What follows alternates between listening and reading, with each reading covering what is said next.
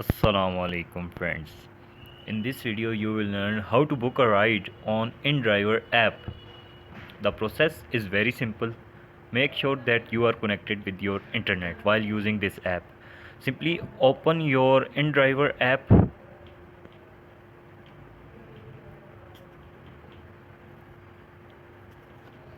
So here what you need to do is you will make sure that your location is on.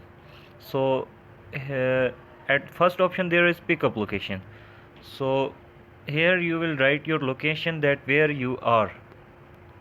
So we use Chak Sheh. We have right here a location of Chak Shehzad. For example, we want to go to Faizabad. From Chak Shehzad to Faizabad. The price is given here. You can edit your price also. This is a good feature in it. We write 430. So you will tap on find our driver.